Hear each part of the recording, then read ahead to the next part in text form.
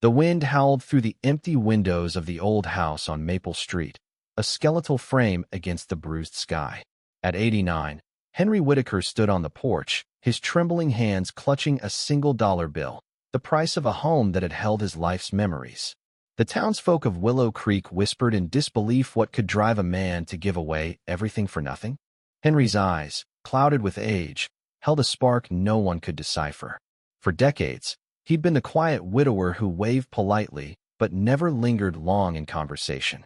His house, once vibrant with laughter and the scent of Margaret's roses, had grown silent after her death 20 years ago. The paint peeled, the garden withered, and Henry became a ghost in his own home.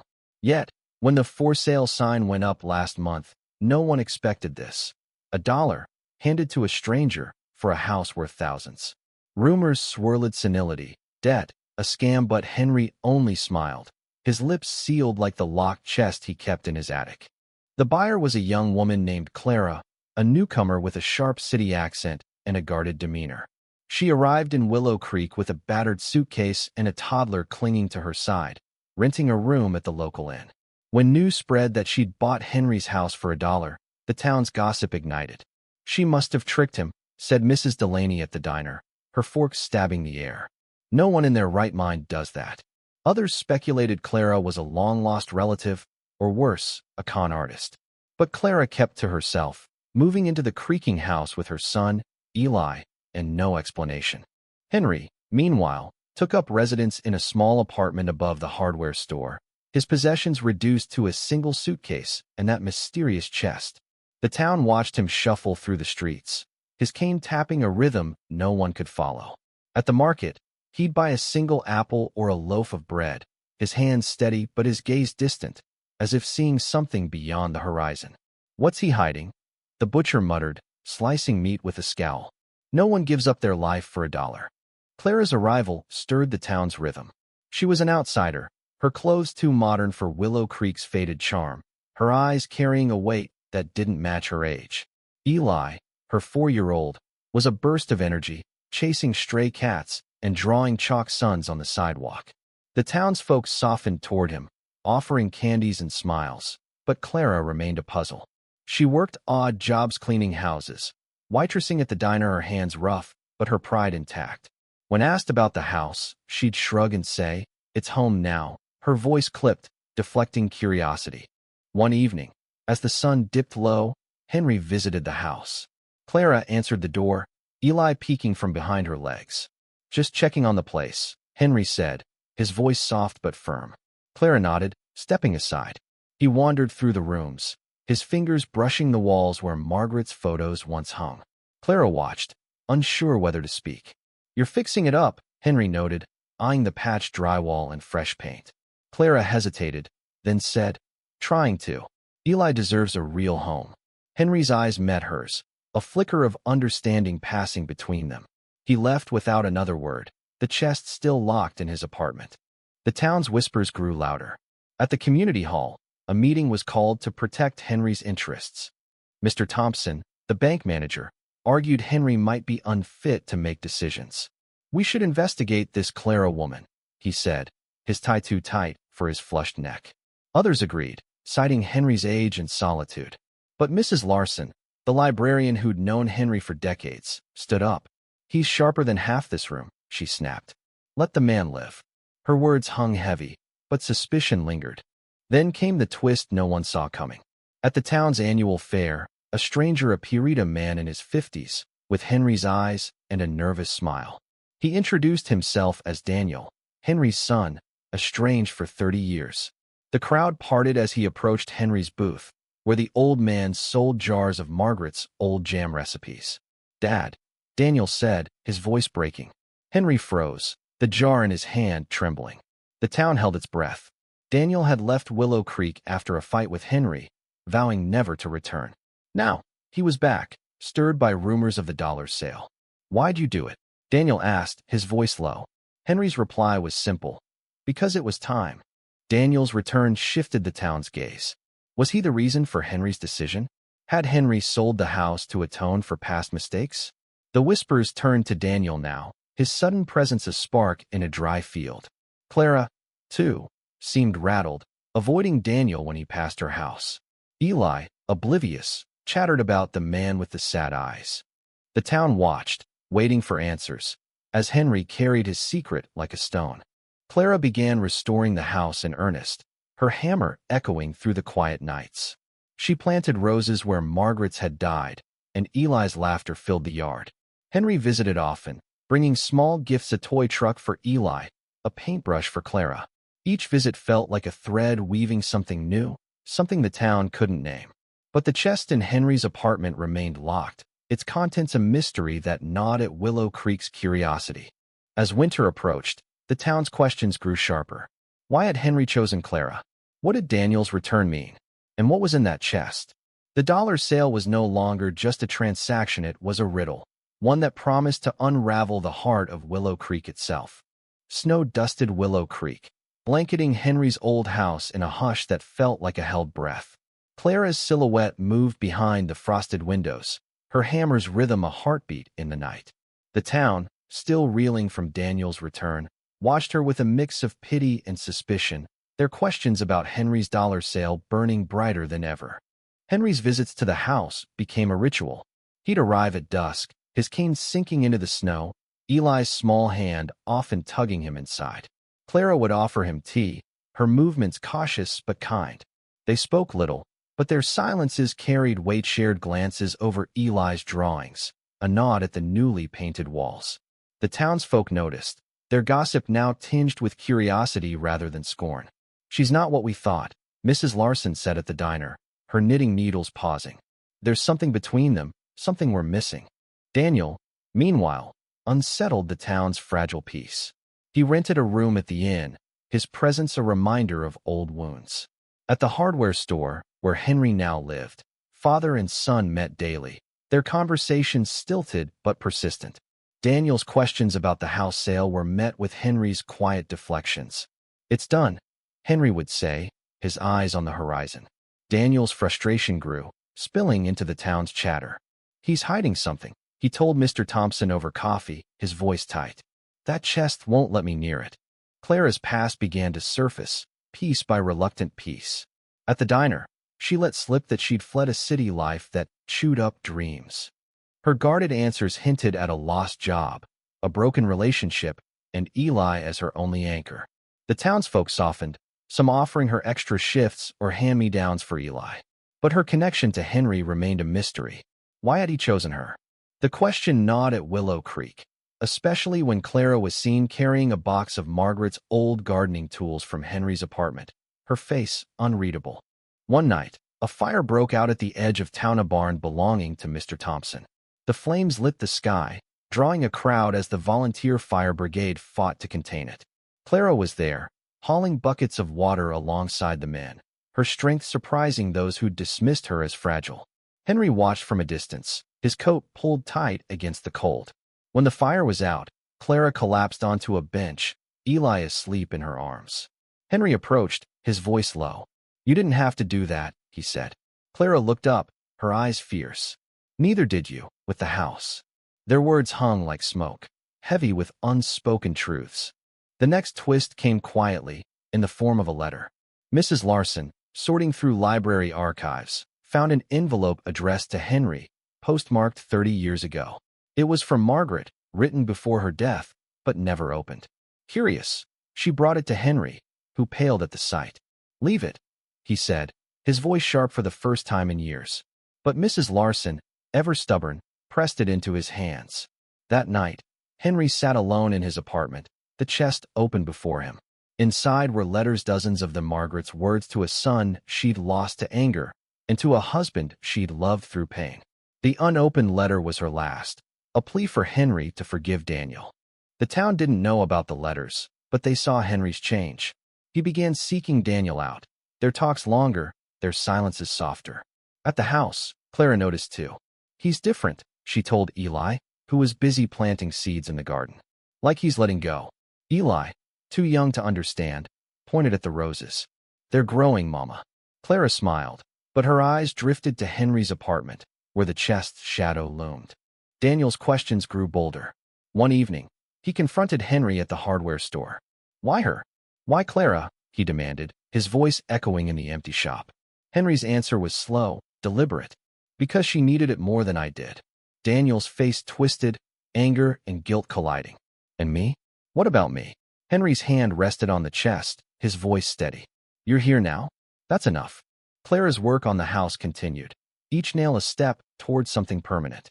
She hung curtains, fixed the porch, and painted the door a bright blue that made Eli clap with delight.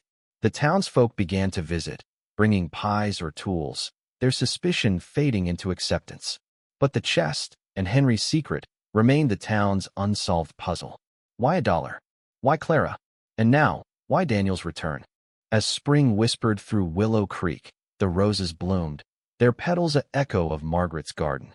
Henry watched from his apartment, the chest open, its contents a bridge between past and present. The town waited, sensing the story wasn't over, that Henry's reason would soon break their hearts or mend them. Spring broke over Willow Creek, painting the town in shades of green and hope, but the air still carried the weight of unanswered questions. Henry's house, now Clara's, stood proud with its blue door and blooming roses, a beacon of change in a town that clung to routine. Yet, the mystery of the dollar sale and the chest in Henry's apartment held Willow Creek in a quiet grip, each glance at Henry laced with curiosity and awe. Clara's place in the town solidified. She joined the library's reading circle, her voice soft but steady as she read to Eli and other children. The townsfolk noticed her laugh, rare but warm, and the way Eli's chalk drawings now covered the house's fence. She's one of us, Mrs. Delaney admitted, her earlier suspicions buried under Clara's quiet resilience. But Clara still carried a shadow, her eyes flickering when Henry's name came up, as if she knew more than she let on. Henry and Daniel's relationship thawed, but not without friction. They met daily at the diner, their conversations a dance of regret and repair.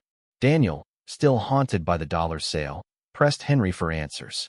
Why not me? He asked one morning, his coffee untouched. Henry's gaze settled on the roses outside Clara's house, visible through the window. You left, he said, not unkindly. She stayed. Daniel's jaw tightened, but he didn't argue. Instead, he began visiting Clara's house, helping with repairs, his hands clumsy but earnest. Eli took to him, calling him Mr. Dan, and the sight of them together, Daniel lifting Eli to pick a rose, stirred something in Henry's weathered heart. The town's curiosity about the chest reached a fever pitch. At the market, whispers followed Henry like a shadow. What's he keeping in there? The butcher asked, his knife pausing mid-cut. Letters? Money? A will? The speculation grew wilder when Mrs. Larson shared news of the unopened letter from Margaret. Some believed Henry was guarding a fortune, others thought it was guilt. Clara, too, seemed drawn to the mystery, her eyes lingering on Henry's apartment during her walks with Eli. Then came another twist. A woman named Ruth, a retired nurse from a neighboring town, arrived in Willow Creek. She claimed to have known Margaret years ago, during her final days in the hospital. Ruth's arrival was unannounced, her face lined with stories she hadn't yet told. She sought Henry at the hardware store, her voice trembling as she spoke. Margaret made me promise, she said, handing him a faded photograph of a young Clara, no older than Eli, clutching a stuffed bear. Henry's hands shook as he stared at the image, his breath catching. The town didn't know yet, but Ruth's presence cracked open the chest's secret. That night, Henry invited Clara and Daniel to his apartment. The chest sat open, its letters spilling onto the table like leaves. Ruth was there, her eyes kind but resolute. Margaret knew Clara's mother. Ruth began, her voice steady. They met in the hospital, both fighting battles they couldn't win. Clara's face paled, her hand gripping Eli's toy truck. Ruth continued. Margaret had promised Clara's dying mother to watch over her daughter, a promise Henry had kept in silence. Years later, when Clara arrived in Willow Creek, broken and alone, Henry recognized her from that photograph.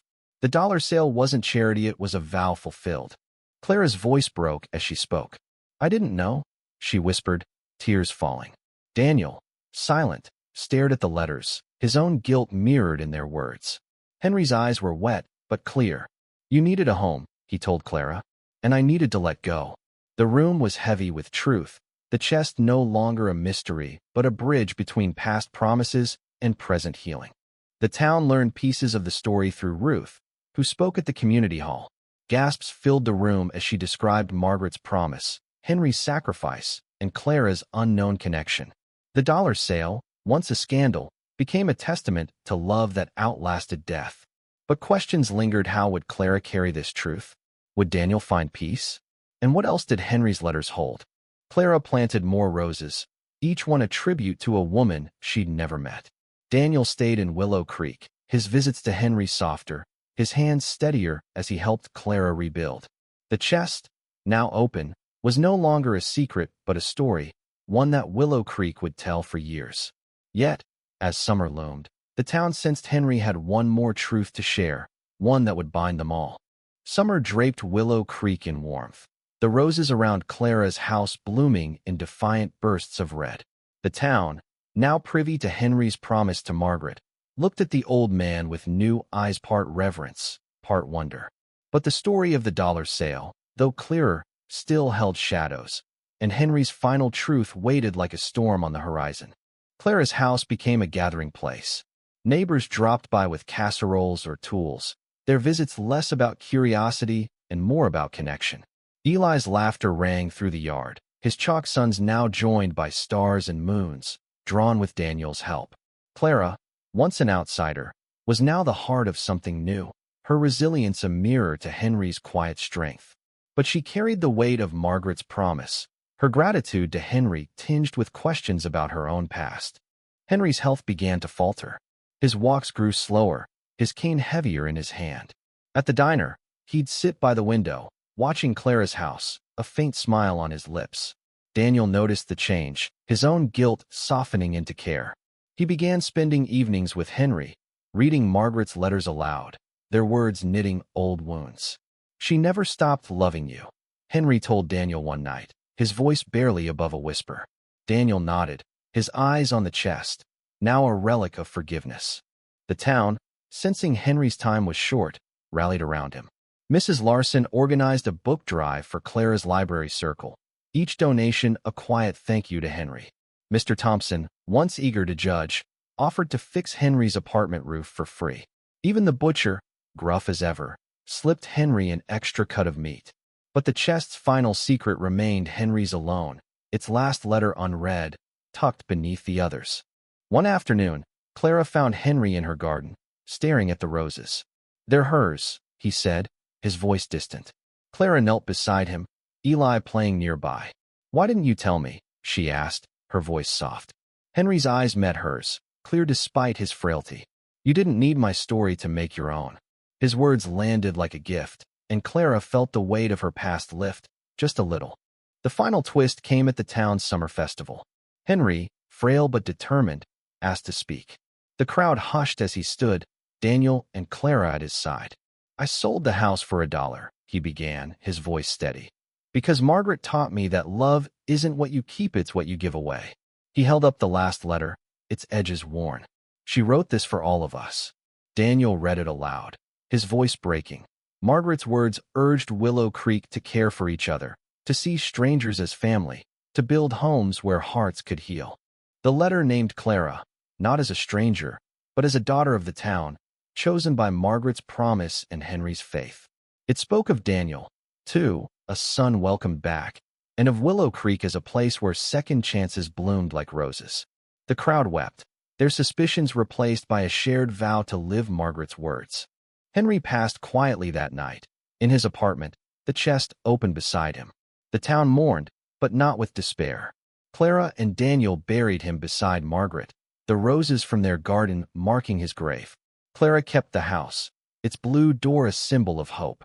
Daniel stayed, opening a carpentry shop, his hands finding purpose in rebuilding. Eli grew, his chalk drawings now covering the town's sidewalks, each one a reminder of Henry's gift. Willow Creek changed. The dollar sale became a legend, told to newcomers as a lesson in love and sacrifice. Clara's house stood as a beacon, its roses a living memory of Margaret and Henry. The chest, now in Clara's attic, held no more secrets, only stories of a town that learned to give.